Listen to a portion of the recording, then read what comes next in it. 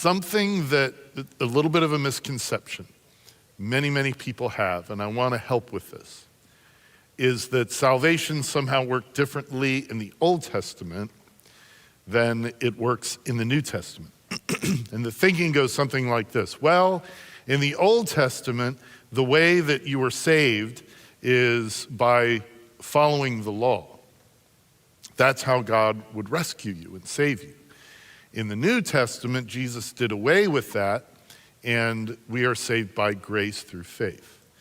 Something like that is pervasive in Christian culture of all sorts of denominations. And it's a misconception. And I think we see this misconception really clearly in the Passover and also in the rescue through the waters that we're going to discuss next week. Think about this salvation, because this is a salvation story. It's a massive salvation story.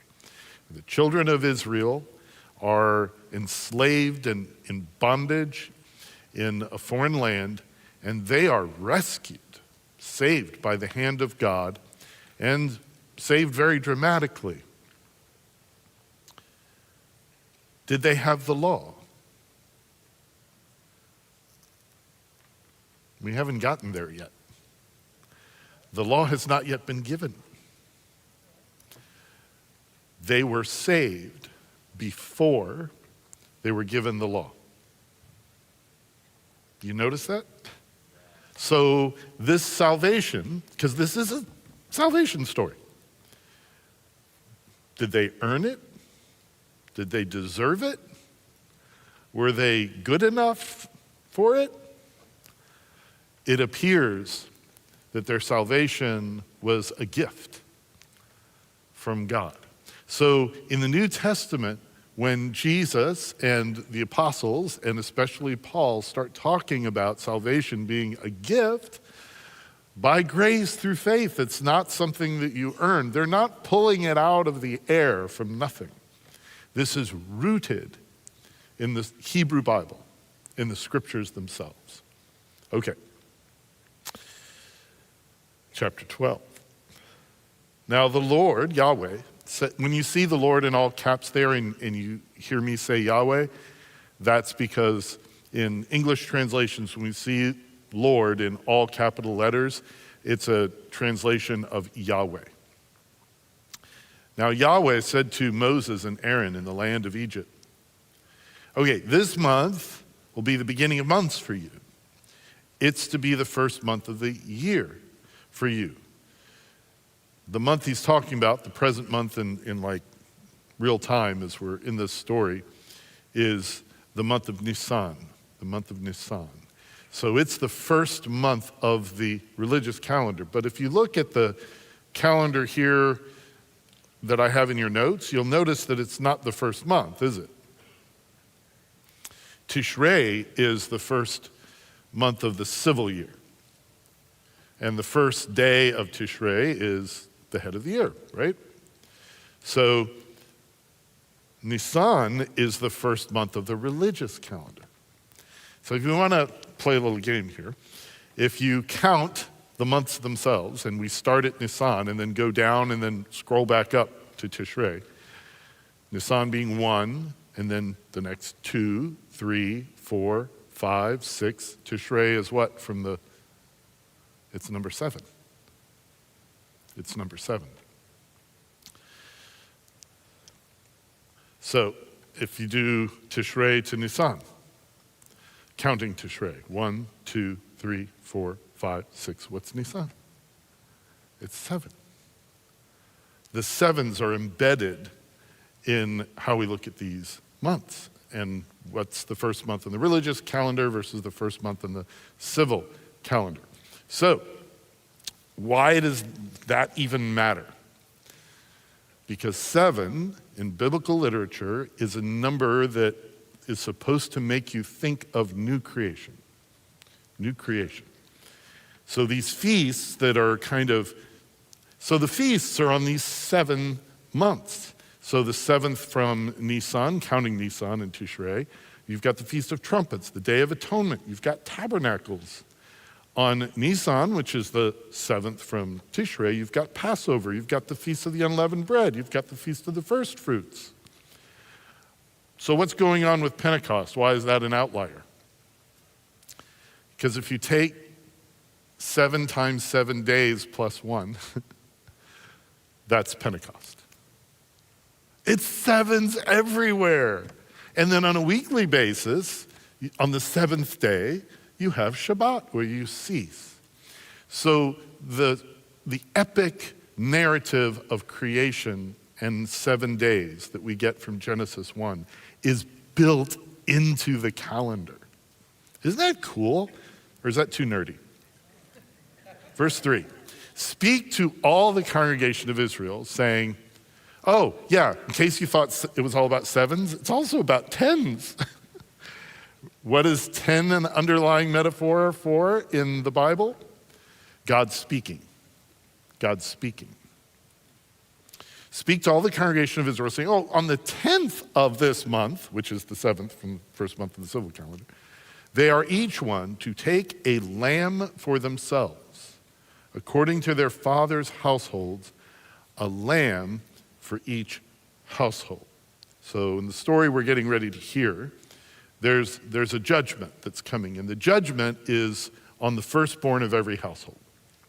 That's where the judgment is coming. So to the ones who would be protected from that judgment on the firstborn, you need an innocent lamb. Verse 4. Now, if the household's too small for a lamb, then he and his neighbor nearest his house are to take one according to the number of persons, in proportion to what each one should eat.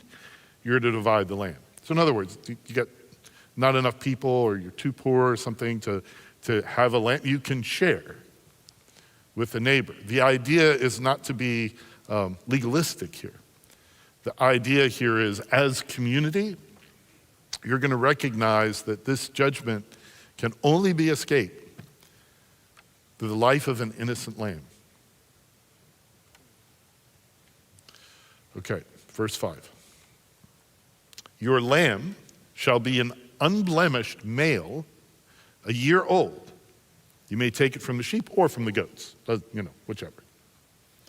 So why 1 year? 1 year is considered fully grown. So this is a grown lamb, but fresh. Unblemished. Why is unblemished important? Because you don't want anything icky on the lamb to eat. It has nothing to do with that. We'll discuss this in future lessons. If we ever get to the book of Leviticus, and I know you're like, please no, Pastor Tim, then we'll discuss it in more detail. But there's different kinds of purity in the scripture, and usually when we think purity in our modern culture, we think like hygienic, right? Oh, that's pure. The water has been purified. It doesn't have bad stuff in it that could make me sick. That's how we tend to think of it. Sometimes, culturally, people will think of it in terms of moral purity, right? Oh, well, if you're morally impure, it means you did something morally wrong. And there's another type of purity in the Bible that is very, very important, especially in the rituals, and that is ritual or ceremonial purity. And ritual ceremonial purity doesn't necessarily have anything to do with what's hygienic, and it doesn't necessarily have anything to do with what's moral. It's something that is set aside for a sacred purpose. There's certain things you don't do there.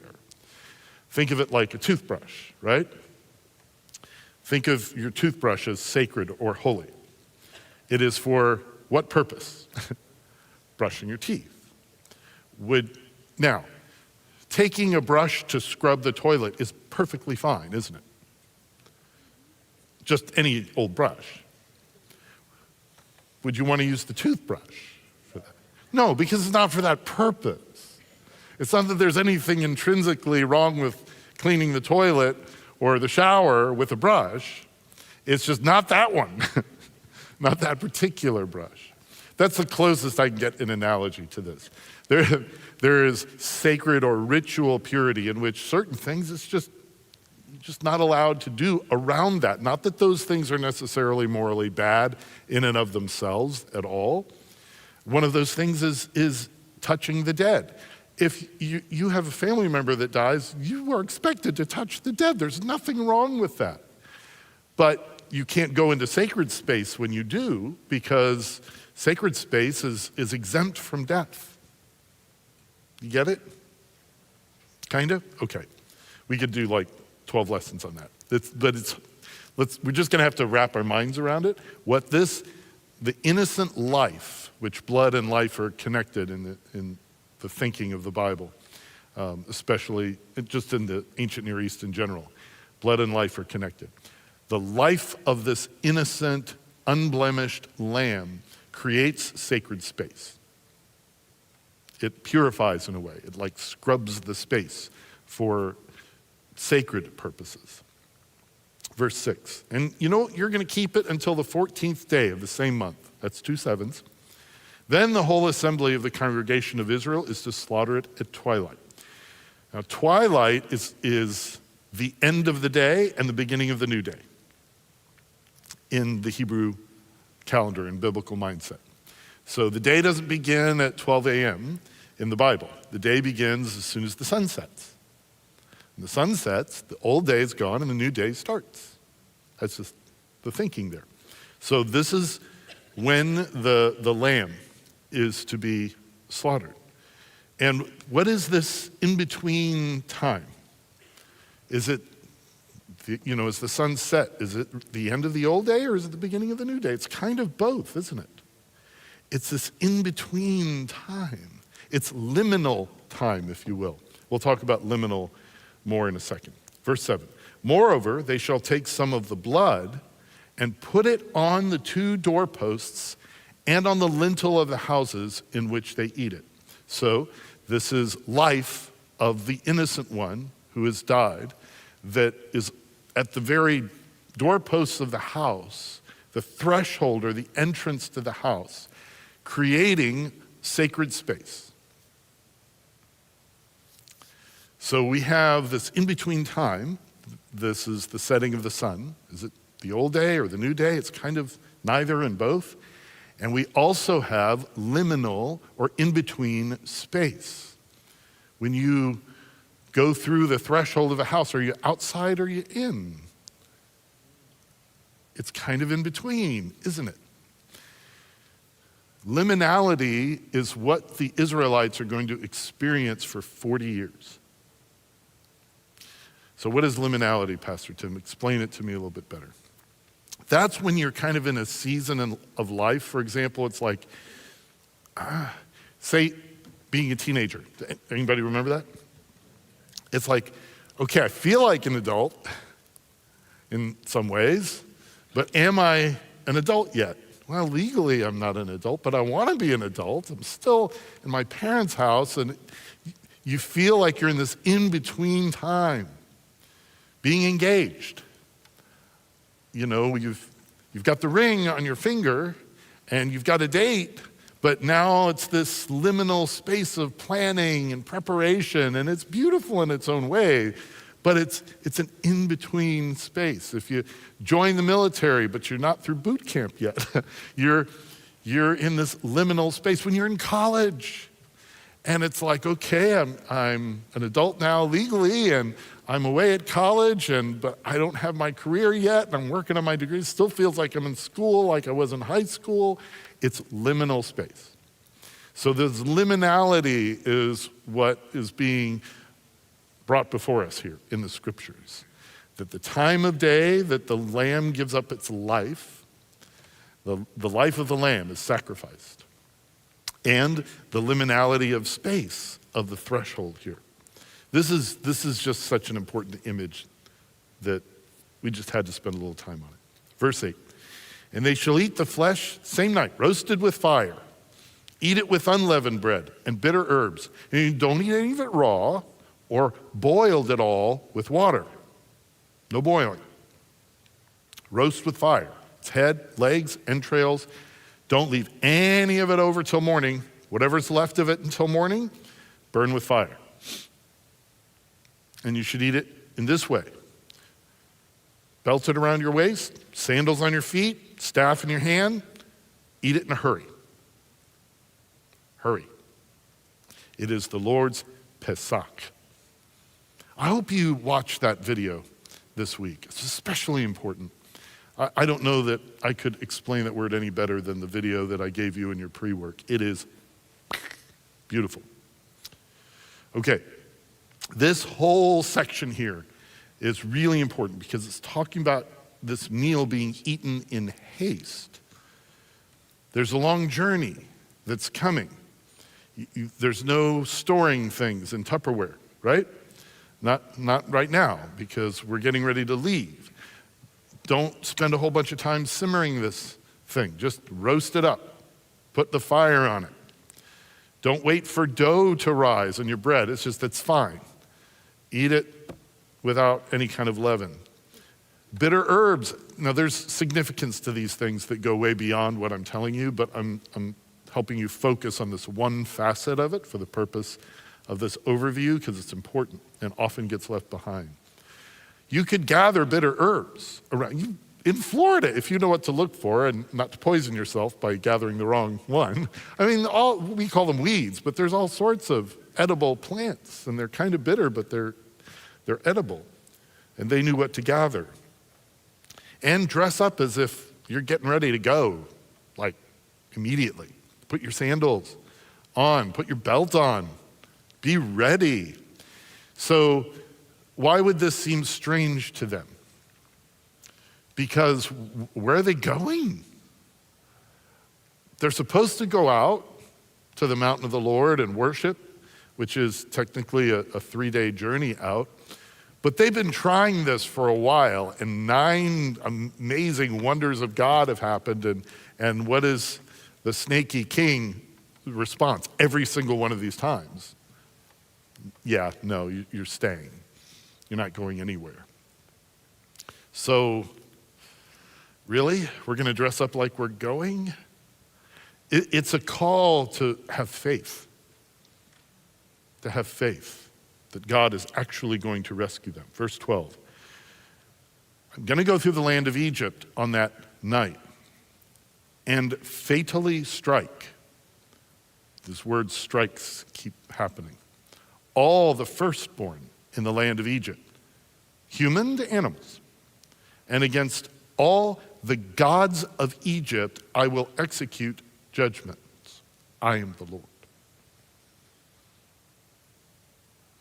This is interesting, isn't it? The gods of Egypt. The blood shall be a sign for you in the houses where you live. When I see the blood, I will Pesach you. And no plague will come upon you to destroy or ruin you when I strike the land of Mitzrayim, the land of Egypt. So this is plague number 10. Remember what 10 is? God speaking. This is the final word. This is the final word. And it's a word that the Egyptian gods have no power over Yahweh. I thought we handled the gods already in the first 9 plagues. Well, in Egypt, like most of these cultures at this time, around the world actually, there, in addition to the big 9 or the big 7 or the big 12 gods or the first 100 that most people would worship, there were household gods.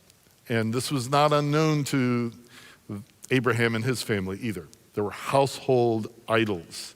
And so these household idols were seen as protectors over the households. And in particular, the protectors of a certain way of looking at life, which is firstborn first. We talked about this last week. There's an order to things in the world, and the order is that this one comes first, this one comes second, and this one comes last. That's how it's supposed to go. And Yahweh keeps just upending the order of things. So these Egyptian gods that the people trust to protect their households, we'll find out if they can do so. Verse 14. And the word Pesach, which gets translated Passover, if you didn't watch the video, just to quickly say, Passover is the traditional word that is used in English to translate Pesach. It is more often used in the Bible in its noun and verb forms. It's not common in verb form, but in its noun form. It's more commonly translated protect or protection. Isaiah uses it that way, protect. Verse 14, now this day is going to be a memorial to you, celebrated as a feast to the Lord. Throughout your generations, you're to celebrate it as a permanent ordinance. So for 7 days, eat unleavened bread. There's that number again. And anyone who eats anything with yeast till that 7th day, be cut off from Israel. First day, have a holy assembly. Another assembly on the 7th. And no work at all shall be done on them, except for what must be eaten by every person. That alone may be prepared for you. And keep that feast of unleavened bread, for on this very day I brought your multitudes out of the land of Egypt. This is Futurecast talking. Therefore, you shall keep this day throughout your generations as a permanent ordinance. So, what do I mean by Futurecast? In this case, it's actually a looking back. This is why I keep saying the Moses writing team instead of necessarily Moses himself. This could be something later written by Moses himself. That's possible. But we know that there are parts of the books of Moses that were, for sure, written by people who, after Moses had died. So this is for sure, within the text itself, a multi-generational effort of writing. Now there are some that say, no, it's only that last little bit of Deuteronomy and everything else was Moses sitting at a desk with his little cuneiform tablet, writing. And that's possible. It's possible. That would have seemed very strange to ancient people, though, who saw writing as not something that one person does sitting at a desk, but as a group effort. They would have thought that was a strange expectation of us. For sure, all people, including people at the time of the life of Moses, would have seen him as the captain of the writing team, however. So when someone says, there's no way that Moses himself wrote everything, you say, yeah, you're right. That's what the actual text says, When it's writing about Moses' death, I agree with you. Yeah, probably not Moses. We don't have to be defensive, is what I'm saying. Okay. So the Feast of the Unleavened Bread, remember, it's signifying this hurried deliverance of Israel from Egyptian oppression. That it's a deliverance that's happening, that it's hurried, and that it requires faith to think, we can't mess around with leaven right now because we're going really soon. Verse 21, Moses called for all the elders of Israel, said to them, go, take for yourselves lambs according to your families, slaughter the Passover lamb, take a bunch of hyssop, dip it into the blood. Hyssop's like a plant that can use like a paintbrush, which is in the basin. Apply some of the blood that is in the basin to the lintel, the 2 doorposts. None of you go outside the door of his house until the morning. So these are the elders, remember, from earlier in the story that were like, hey, you, Moses and Aaron, you're the reason we have this extra oppression, and they complained to him. Well, now they're being told, you guys that were giving us a hard time, we're giving you rescue. The lamb is killed, why? It's for the sake of saving people. So this hyssop, most scholars believe that this is what we call marjoram today. This is a paintbrush you can use like you're painting ritual cleansing in this liminal space of your house. Listen to what Terence Fretheim says. It is thus not irrelevant that the substance used is blood. The sign is not simply a marker, as if any colorful substance that caught the eye would do. In the blood was life. It's the vitality of the living. It's a sign of life. But it's not a symbol in a weak sense. The blood was the life of creation given for the people who lived in the marked houses. It's the life given that provides the life for Israel, not simply the blood as a marker of protection. The blood of creation is shed so that Israel's blood might be spared. But it has this power because of the word of God that so proclaims its significance. God uses creation to achieve redemption. Verse 23. The Lord will pass through to strike the Egyptians, but when he sees the blood on the lintel and the two doorposts, the Lord will pass over, or pesach, the door, and will not allow the destroyer to come into your houses to strike you. So he's going to protect them.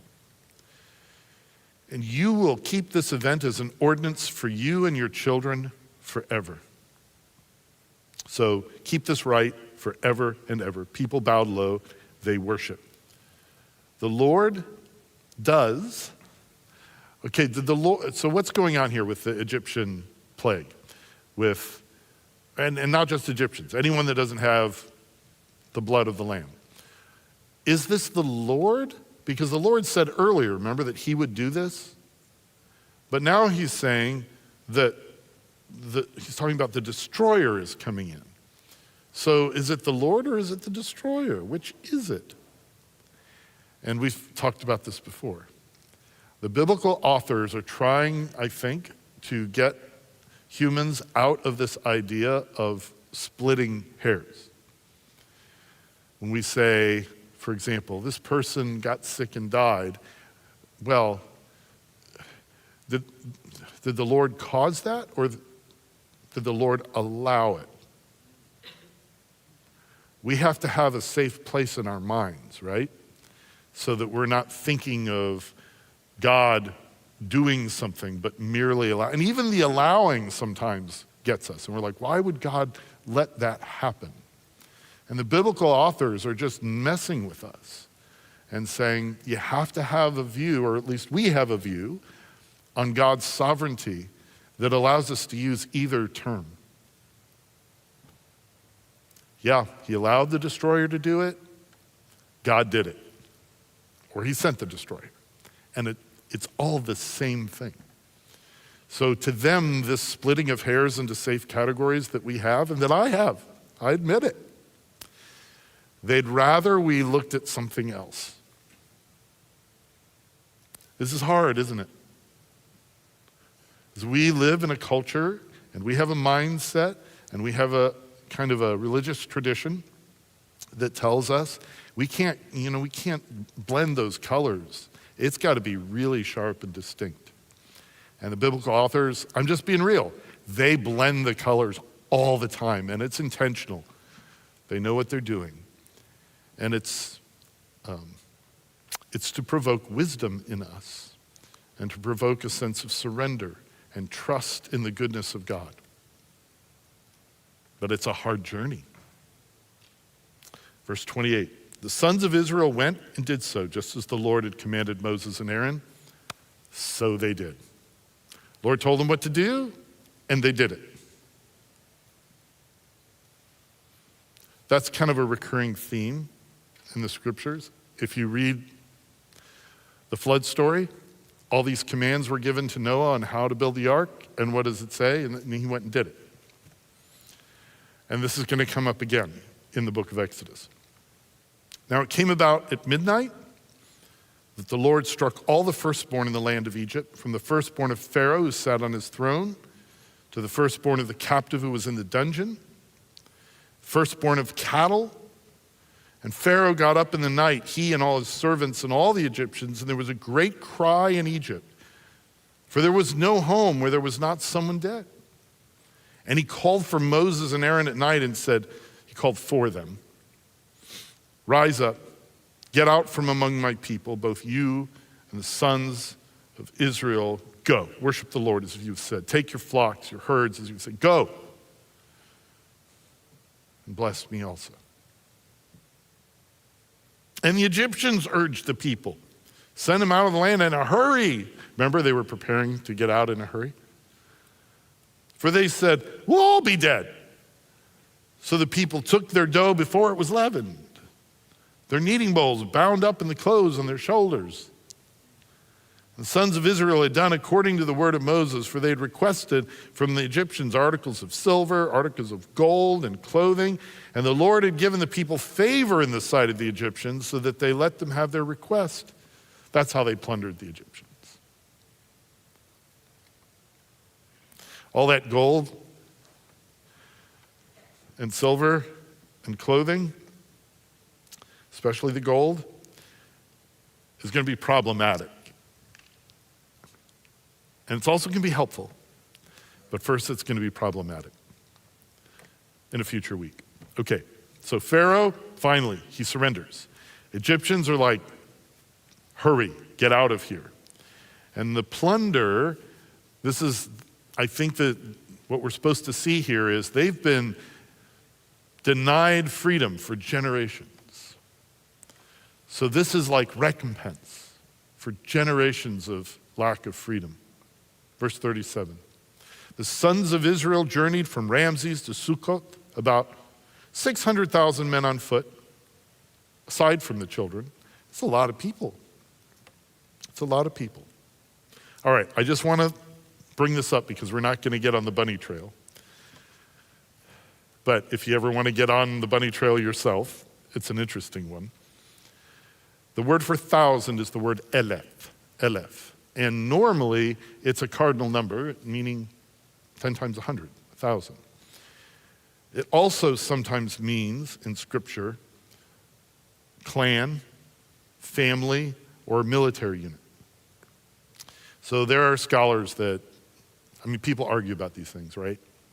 But there's scholars that go back and forth so is this 1,000 the cardinal number, or are we supposed to think of 600 clans or 600 military units? What are we supposed to think here? So that's just a fun bunny trail to go on sometime. Verse 38. You might want to circle this verse, underline it, highlight it, put a star by it.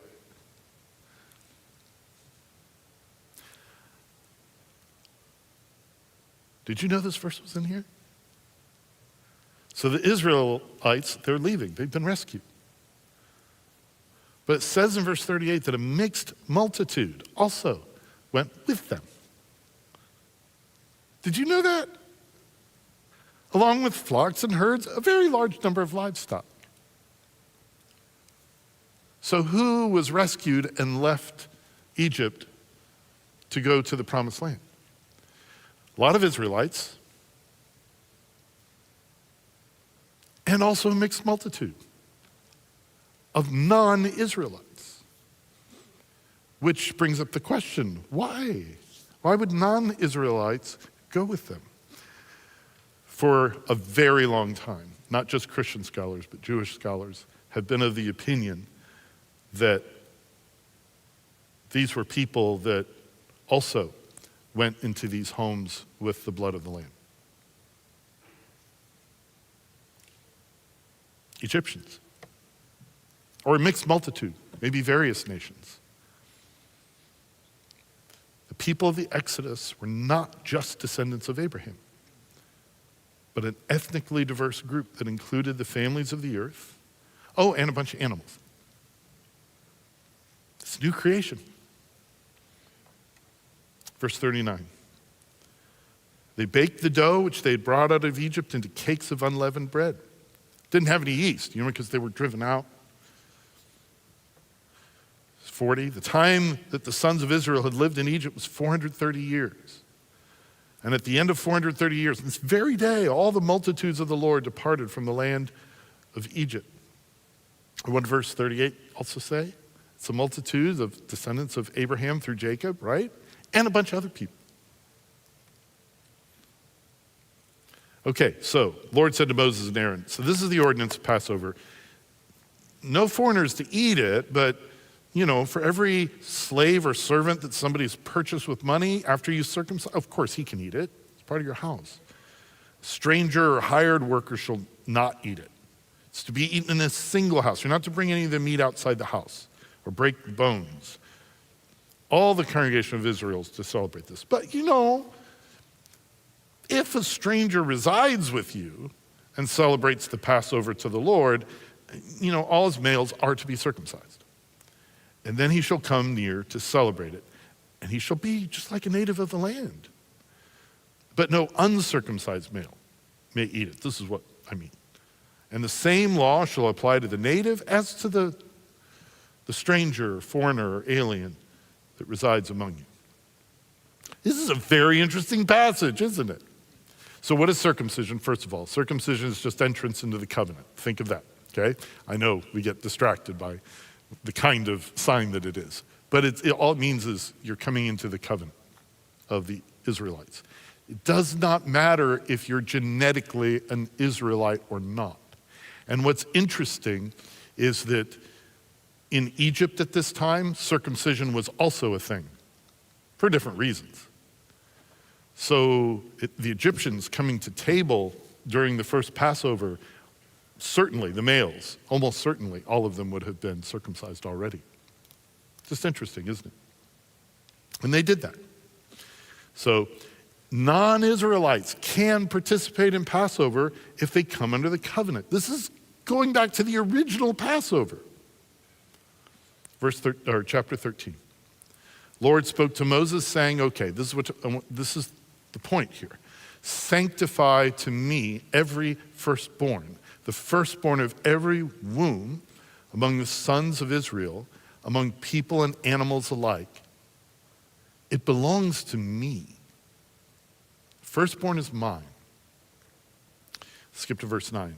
It shall serve as a sign to you on your hand. This is the reminder of the Passover. As a reminder on your forehead that the Torah, or the instruction of the Lord, may be in your mouth. For with a powerful hand the Lord brought you out of Egypt. So you are, verse 12, to devote to the Lord every firstborn of a womb, every firstborn of the offspring of an animal that you own. The males belong to the Lord. Verse 14, it shall be when your son asks you in the time to come, saying, what is this? You shall say to him, with a powerful hand, the Lord brought us out of Egypt from the house of slavery. And it came about when Pharaoh was stubborn about letting us go that the Lord put to death every firstborn in the land of Egypt, from human firstborns to animal firstborns. Therefore I sacrifice to the Lord the males, every firstborn of a womb, but every firstborn of my sons I redeem. So here's the idea. The firstborn of every animal is a gift that goes up to God. That's the kind of sacrifice that happens. It gets burned and then goes up into the sky, right? That's the image. The firstborn of every human is redeemed with silver, we find out later, from God.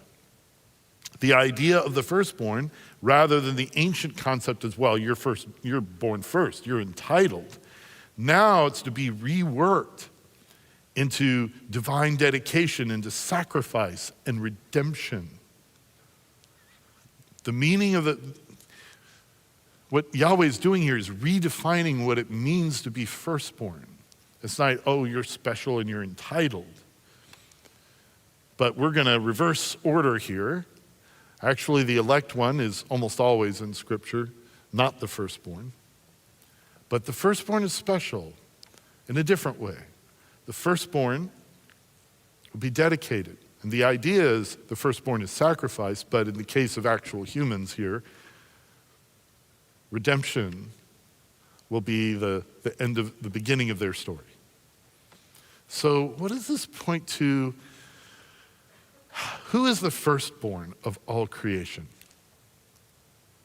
according to the New Testament?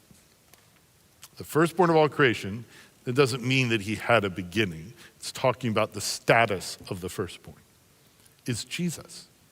Jesus has the firstborn status. And what did he do according to Philippians chapter 2 with that status? Even his equality with God. He lowered himself to the point of the most horrific of sacrifices, death on a cross. And why did he do that? To redeem and lift up everyone else. That is what God is doing with this whole firstborn narrative here.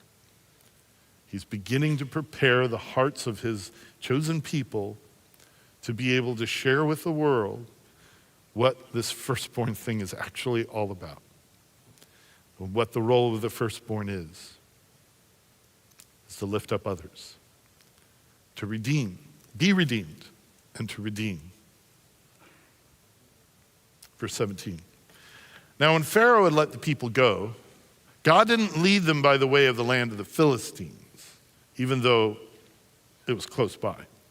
For God said, people might change their minds when they see war, return to Egypt. So, first stage of the journey, Yahweh did not seem to be interested in efficiency, shortest route, but mitigating the risk of their failure.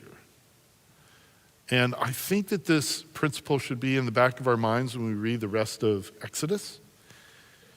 Yahweh's not going to make failure impossible. We know that because the Israelites fail. He doesn't make it impossible to fail, but he intends to make it as difficult as possible to fail. Verse 18. Therefore God led the people around by way of the wilderness to the Red Sea. And the sons of Israel went up in battle formation from the land of Egypt. And Moses took the bones of Joseph with him. Remember Joseph from Genesis?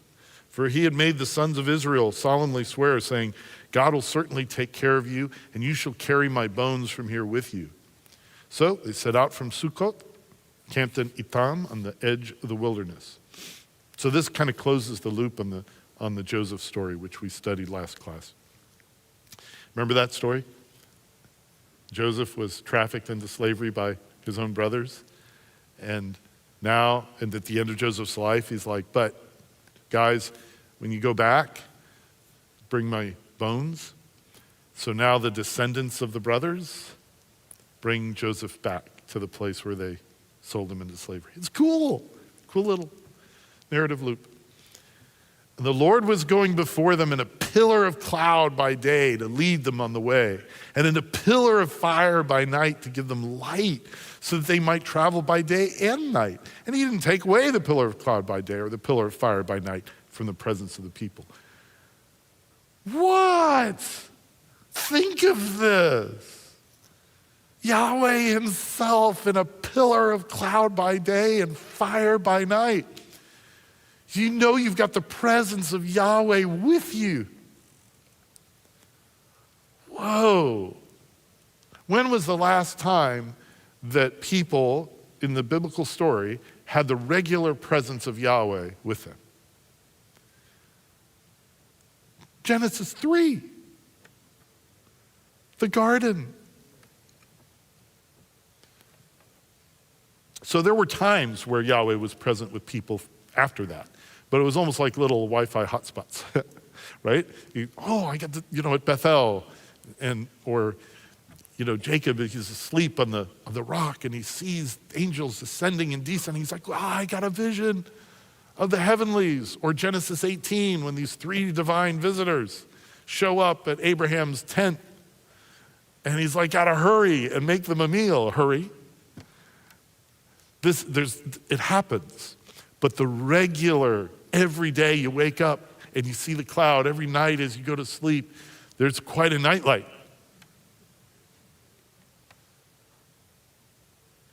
Yahweh's present when they're being saved. He's present. And in fact, they have been saved. They have been rescued from their bondage. What comes after salvation? What's the command to do after you get saved? One of the first things we should do is get baptized. Get baptized. Baptism is a very powerful symbol of going from death to life. So what do you think will happen to the Israelites? Yeah, I'm not just being silly. What's about to happen next week, what we're about to study, is a really, really powerful image of baptism.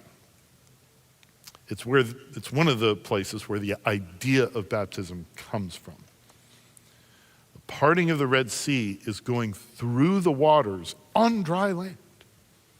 Those waters will kill you. How do I know those waters will kill you? Because they did. They killed people. They're dangerous. The sea to the ancient Israelites is not just, of course, it's a place you can sail and fish from, and it's beautiful. The ancient Israelites, I'm sure, looked at sunsets and like, wow, that is so beautiful. But the sea as an image to the ancient Israelite mind was a place of great chaos and danger. And you don't know what's in that thing. There's all kinds of weird things in that, underneath those waves. It's like, ugh. But it's chaos, it's danger, and if it escapes its bounds, man, it wreaks destruction. You can't build a house on the sea, right? You can build boats, but try to farm, the sea. It's just not a place of regular life and order and predictable. It's chaos. So this represents the state of things before Yahweh began his building of the cosmic temple in Genesis 1. Chaos, disorder. And this represents the state of things before we come to him and are rescued by him. We're in a state of chaos and disorder. And the Lord says, I'll bring you through it. I'll bring you through that to the other side. And you'll go from death and disorder and chaos into life. To this beautiful life that I have planned. And then the question is, well, that's nice. And then after that, everything's roses and wonderful, right? Well, we're gonna find out. So let's see if we have any reflections from folks at our table and any questions that may have been sent in. We have a few minutes.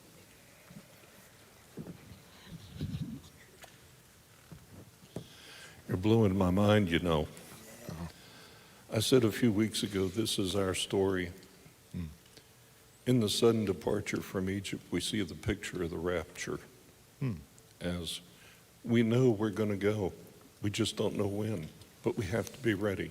In the blood of the doorpost, we see the blood of Jesus Christ, our Savior, our Redeemer, and the Lamb with no broken bones. We see Christ upon the cross. And Pastor, you know as well as I do that the name of the Red Sea is Yam Suf, which means the Sea of Reeds. From Moses and the bulrushes to the Sea of Reeds, we've come full circle.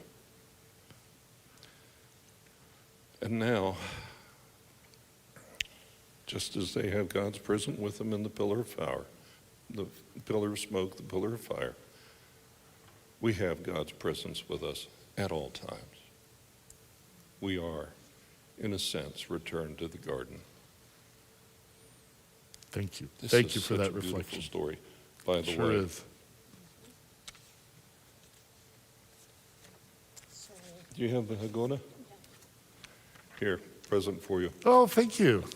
A Seder Haggadah. Don't leave home without it.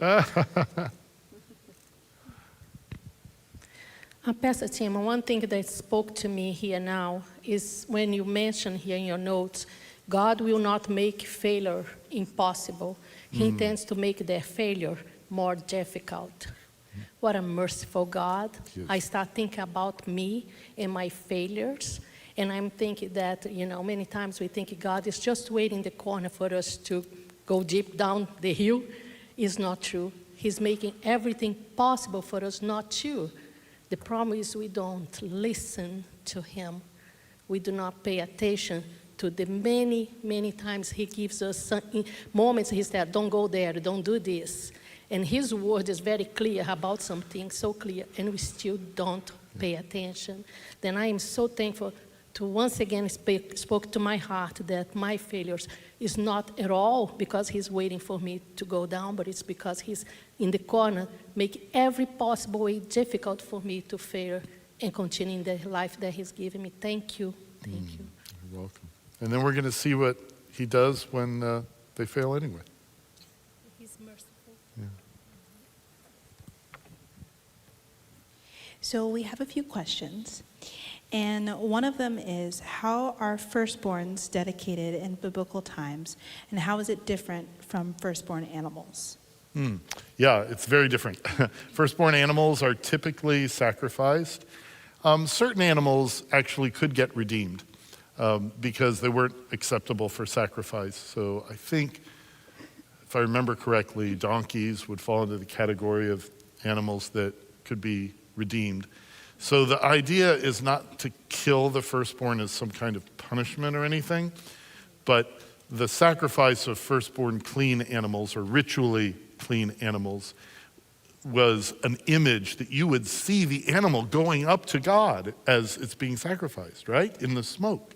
I mean, it's like, oh, that's where it's going. It's going into the heavens. So what a powerful image.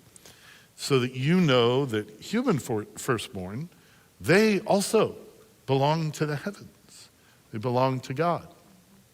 So what was the ceremony? What did that exactly look like for the dedication? That would be a guess. It's not in the text. But the fact that there was a dedication, yeah, that's really clear in the text. And then one more question is, would Israelites have married Egyptians during those 430 years? Yes.